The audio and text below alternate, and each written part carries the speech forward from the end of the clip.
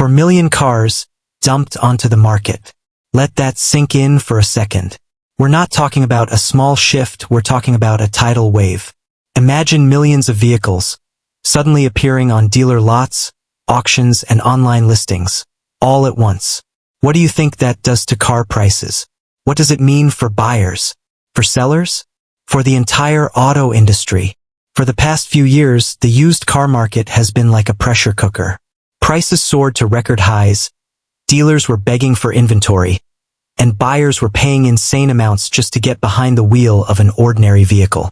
People were making $500, $600, even $700 monthly payments on used cars, something that would have sounded crazy just a few years ago. But here's the twist. What goes up must come down. And it looks like the crash has already begun. Millions of cars are being repossessed, returned, and offloaded at once. This isn't some distant possibility. It's happening right now. And it's about to reshape the entire used car landscape in ways most people aren't ready for. Over the next few minutes, we're going to break down exactly why this is happening, how it got so bad, and what it means for you, whether you're looking to buy, sell, or just survive the chaos. By the end, you'll understand why this dumping of 4 million cars is one of the biggest stories in the auto industry today. So, buckle up because the ride is just getting started. For years, the car market has been running on borrowed time. Let's rewind to 2020. When the world shut down, automakers cut production, chip shortages hit, and suddenly new cars became harder to find than ever before. Demand didn't disappear, it exploded. People still needed cars for work, family, and life. But with new cars in short supply, everyone turned to the used market. Dealers who once struggled to move older inventory suddenly had buyers fighting over vehicles with 60,000, even 100,000 miles on them. A car that might have sold for $15,000 just a few years earlier was suddenly selling for $20,000, $25,000 or more. And here's the crazy part. People were paying it. Why? Because they felt they had no choice. Banks and lenders saw this demand and jumped in with open arms. Zero down payments, stretched out loans, and interest rates that looked manageable at the start. The result? Millions of buyers signing contracts for car payments bigger than their rent. Average monthly payments shot past $700, a number that would have been unthinkable before the pandemic. But bubbles don't grow forever. Every bubble, whether it's housing, tech stocks, or now used cars, eventually bursts. And the signs were clear. Prices couldn't climb forever. Payments couldn't stretch higher. Eventually, reality had to catch up. Here's where the danger started. The people paying top dollar weren't buying luxury sports cars or limited editions. They were buying everyday sedans, SUVs, and trucks, vehicles that naturally lose value fast. That means millions of buyers are now sitting on loans far higher than what their cars are worth. This imbalance, what experts call being underwater, set the stage for the mess we're seeing today. And remember those 4 million cars we talked about? They're not coming from nowhere. They're the direct result of this bubble. Overpriced loans, unrealistic payments, and a market built on desperation instead of stability. The storm was always brewing. Now it's finally here. Let's put a face on this crisis. It's one thing to talk about numbers, but behind every repossession, every loan default, there's a real family, a real struggle. Take a young professional who needed a reliable car to commute. In 2021, he walked into a dealership and found a used mid-size sedan. Nothing flashy, just something to get him to work. The sticker price? Almost $10,000 more than what that same model cost just a few years earlier. But with inventory so tight, he felt like he had no other choice. He signed the papers. Monthly payment, $680. At first, it was manageable. But then rent went up, groceries got more expensive, and suddenly that car payment felt like a weight around his neck. Or picture a small family that needed an SUV. They stretched their budget, trading in an older car just to cover the down payment. The dealer assured them, "Don't worry. These cars hold value. You can always refinance later." Fast forward to today, they owe $32,000 on a vehicle worth barely $20,000. Refinancing? Not an option. Selling? They'd have to eat a massive loss. And missing payments? That's how you end up seeing your car towed away in the middle of the night. These aren't rare cases. They're becoming the norm. And every repossessed vehicle adds to that giant wave of cars flooding auctions and dealer lots, driving prices lower and trapping even more people underwater. The scary part? Many of these buyers thought they were making smart decisions at the time. They listened to dealers, to lenders, to ads that told them, by now, prices will only go higher. But those safe bets turned into ticking time bombs. And when the bills pile up, reality hits hard. This is the human side of the 4 million car dump. It's not just statistics. It's people who are realizing they paid yesterday's premium prices for cars worth a fraction today. And their pain is exactly what's accelerating this market crash. Here's the cold reality. Car payments are crushing millions of households. For decades, auto loans were designed to fit comfortably within a family budget. A $300 or $400 monthly payment used to be standard. But today, many Americans are paying $700, $800, even $1,000 per month. Not for luxury imports, but for used SUVs, trucks, and sedans. Think about that. In many parts of the country, those payments are higher than rent or mortgage bills were just a decade ago. Add in rising insurance premiums, gas prices, and maintenance costs, and the true monthly cost of owning a vehicle has reached levels no one predicted. So how did we get here? Lenders stretched the rules. 7-year loans became common. Zero-down offers pulled people in. Buyers who couldn't really afford the cars were convinced they could. On paper, the deal looked fine. Only $650 a month spread out over 72 or even 84 months. But when wages didn't keep up with inflation, reality hit like a brick wall. Now, households are being forced to make impossible choices. Do you pay the car loan? Or do you cover rent? Do you keep insurance current? Or do you buy groceries? Do you risk missing one payment and hope the bank doesn't notice? Or do you fall behind on everything else? And here's the domino effect. When one person defaults, their car goes to auction. Multiply that by millions and you have an avalanche. Every repossession adds to the supply glut, pushing used car prices lower. The lower prices fall, the deeper the hole for those still making inflated payments on cars now worth far less than what they owe. It's a vicious cycle. People are trapped in loans they can't escape, while at the same time, the market is flooded with repossessed vehicles they once thought were investments. That's why so many experts are calling this the most unsustainable car loan crisis in history. For buyers still hanging on, it feels like a treadmill that only gets faster. For sellers and lenders, it's a nightmare that threatens to wipe billions off the books. And for everyone else watching from the sidelines, it's proof that the auto bubble wasn't just real. It's bursting right before our eyes. When a bubble bursts, everyone wants to point fingers. But in the case of this used car market crash, there isn't just one culprit. There's a chain reaction, and every link in the chain played a part. Start with the dealers. Many took advantage of the shortage. They slapped record-breaking markups on everyday cars. Trucks that were once $35,000 suddenly carried $50,000 stickers. Pre-owned sedans with high mileage were listed at prices close to brand new models. Dealers justified it by saying, it's supply and demand. But behind closed doors, they knew they were squeezing buyers because they could. Then we have the lenders. Banks and finance companies fueled the fire. Instead of saying, this car is too expensive for your budget, they stretched the loan terms. 7 years? No problem. 8 years? Sure, sign here.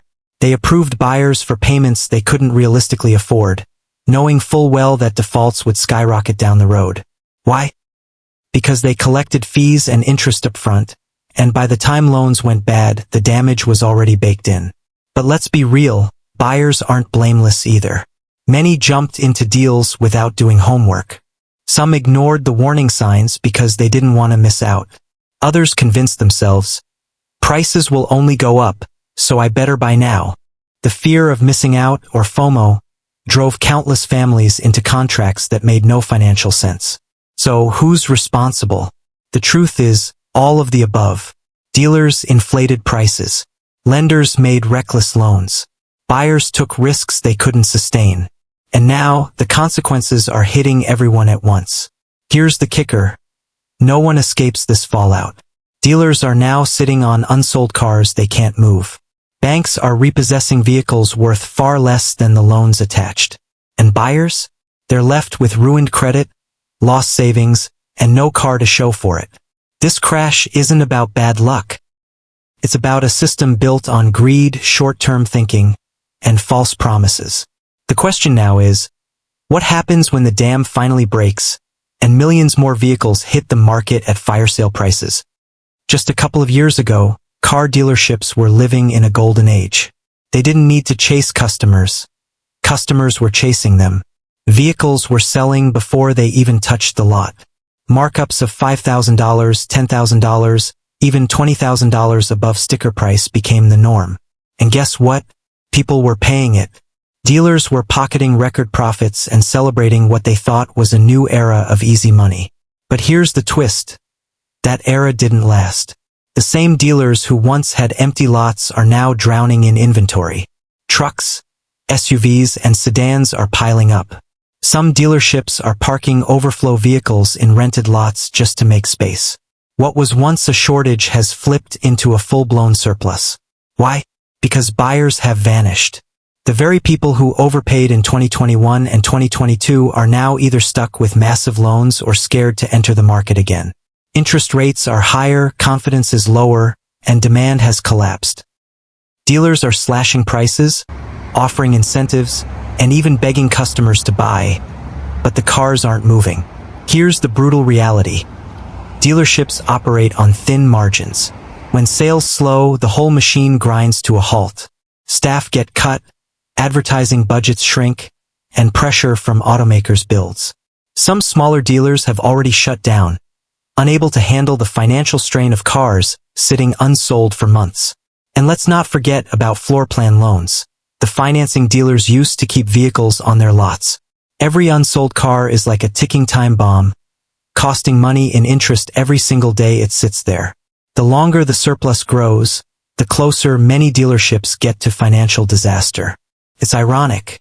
The same dealers who once marked up prices with a smirk are now calling lenders, asking for extensions, and trying to offload cars at auctions for pennies on the dollar. The tables have turned, and fast. For viewers watching this unfold, it's a reminder of how fragile the auto industry really is. One year, it's sky-high profits. The next, it's survival mode. And right now, survival mode is exactly where thousands of dealerships find themselves, caught in the middle of the used car market crash. Imagine this. It's 2 a.m., your street is quiet, and suddenly you hear the rumble of a tow truck. Within minutes, your neighbor's SUV is hooked, lifted, and gone, repossessed before sunrise. Scenes like this are happening thousands of times every single night across the country. Repossession companies are busier than they've been in over a decade. Some report their call volumes have doubled. Others can't even keep up with demand. Why? Because missed payments have exploded. For many families, that one late month turns into 2, then 3, until the bank finally pulls the trigger.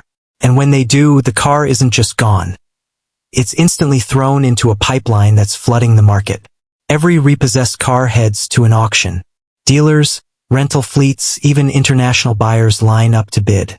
But here's the problem. The numbers are overwhelming. With millions of vehicles coming in, auctions are saturated. Bids are lower, cars are selling for pennies compared to what's owed. And the ripple effect is devastating. Think about it, when one family loses a car, their credit tanks. They can't buy another vehicle, at least not easily. The bank takes a loss because the car sold for less than the loan balance. And the dealer who might have financed or serviced that car, they lose too. Multiply that by 4 million repossessions, and you begin to see why this crash feels like a tidal wave. And the wave isn't slowing. Rising interest rates, stagnant wages, and overvalued loans mean defaults are only going to rise. Every week, more cars are being snatched from driveways, parking lots, and workplaces. It's an endless cycle. Each repo adds to the surplus. Each surplus pushes prices lower, and each lower price traps another borrower underwater. That's why experts call it a repo tsunami. It's not just repossessions. It's an unstoppable flood that's reshaping the entire used car market. Dealers can't hold the water back. Lenders can't stop the tide. And everyday people are the ones being swept away. Just when the used car market was already drowning in repossessions, another wave has arrived: electric vehicles. For years, EVs were sold as the future. Automakers promised endless demand, governments pushed incentives, and buyers believed they were making smart, forward-thinking investments. But reality has hit, and it's brutal. Here's the truth. Used EV values are collapsing faster than almost any other vehicle segment. Cars that sold for $50,000 just 2 years ago are now barely pulling $20,000 at auction. Why? Because the technology is moving too fast. Newer EVs have longer ranges, faster charging, and better features, which makes last year's model feel outdated almost instantly. And then there's the battery problem. Buyers are terrified of paying top dollar for a car that might need a $15,000 battery replacement. Even if the car runs fine, the risk alone drives down resale value. Add inexpensive insurance rates and limited charging infrastructure, and suddenly demand for used EVs has dried up. The result? EVs are flooding into the same auctions already overwhelmed with repossessed gas cars. Rental fleets like Hertz, once bullish on electric cars, are now dumping thousands of them at steep losses. Dealers, desperate to clear inventory, are slashing EV prices more aggressively than anything else on the lot. And here's the kicker. Every cheap EV that hits the market pushes prices for all cars lower.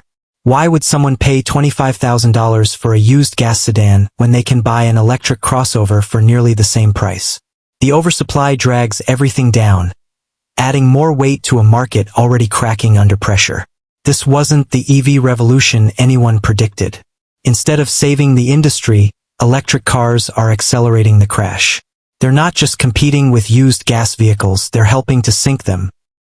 And as more automakers pump out new EVs at record pace, the floodwaters will only rise higher. The question now isn't whether EVs will shape the future. It's whether the used car market can survive the flood they're unleashing in the present. If you think repossessions and EVs were enough to crash the market, here's another blow. Rental car companies are dumping their fleets by the tens of thousands. Remember 2021? Renting a car felt impossible. Prices were sky high, and companies like Hertz and Avis were desperate for inventory. They even started buying used cars, something they almost never did before, just to keep up with demand. Fast forward to today, and the script has flipped. Demand for rentals has cooled. Business travel hasn't fully bounced back, tourists are more cost-conscious, and rideshare apps like Uber and Lyft are eating into the rental market. On top of that, rental companies stocked up on EVs thinking it was the future, only to realize maintenance, charging, and customer complaints were a nightmare. Now, fleets are overflowing, and the only option left is liquidation. Thousands of barely driven cars, many less than 2 years old, are being dumped into wholesale auctions at record speed. Hertz alone has announced plans to sell off tens of thousands of vehicles, including their controversial EV fleet. What does this mean for the market? The simple oversupply on steroids. These aren't high-mileage trade-ins or repossessions from struggling families. These are late-model vehicles, often still under warranty, hitting the market in bulk. Dealers who once begged for inventory are now bidding on cars at rock-bottom prices. And here's the domino effect. When thousands of nearly new rental cars hit the market, it drags down the value of every similar used car. Why would a buyer pay $30,000 for a 3-year-old SUV when they can get a 1-year-old rental return for less? The pressure spreads through every price bracket, crushing resale values across the board. Rental car giants thought they were hedging against shortages, but in reality, they've just poured gasoline on a fire. By unloading their fleets all at once, they've accelerated the crash and left dealers, lenders, and everyday owners scrambling to keep up with the freefall. It's not just a market correction anymore, it's a market collapse, fueled by some of the biggest players in the industry. Here's the hard truth. The used car market isn't just experiencing a slowdown, it's collapsing. Millions of vehicles, including repossessions, lease returns, and rental fleet liquidations, are flooding the market. Prices are falling fast, payments remain sky high, and buyers are trapped underwater. If you bought a car in the last 2 to 3 years, chances are you're already feeling the pain. Vehicles that seemed like investments are now losing value by the thousands. The equity you thought you had? Vanishing. The monthly payment you stretched to afford? Suddenly unsustainable. For dealers, the story is just as grim. Unsold inventory is piling up. Floor plan interest is draining cash daily. Hundreds of dealerships may close in the coming months, leaving communities without service centers, trade-in options, or even basic car access. And for the market as a whole, this isn't just a temporary dip. It's a wealth transfer on a massive scale. Money is moving from everyday buyers to the top of the chain. Lenders, auction houses, and large corporations who are prepared to weather the storm. For everyone else, it's losses, repossessions, and financial strain. So what can you do? Here are a few takeaways. Be patient. Prices will keep dropping. Waiting could save you thousands. Consider cash or shorter loans. Avoid long-term debt traps that lock you into underwater payments. Research before you buy. Know depreciation rates, vehicle history, and market trends. Watch the auctions. Big opportunities emerge when fleets are dumped, but only for those informed enough to act. The final picture is clear. The market that once treated cars like gold is now turning them into lead. Those who buy blindly will pay the price. Those who wait, research, and act strategically may find bargains of a lifetime. The clock is ticking. Millions of cars are being dumped, and the ripple effect will be felt across the country. For viewers watching now, understanding the forces at play isn't just smart. It's essential. Because in the end, the used car crash isn't a story about numbers. It's about your money, your car, and your financial future. Stay informed, stay cautious, and know that the decisions you make today could save you thousands tomorrow.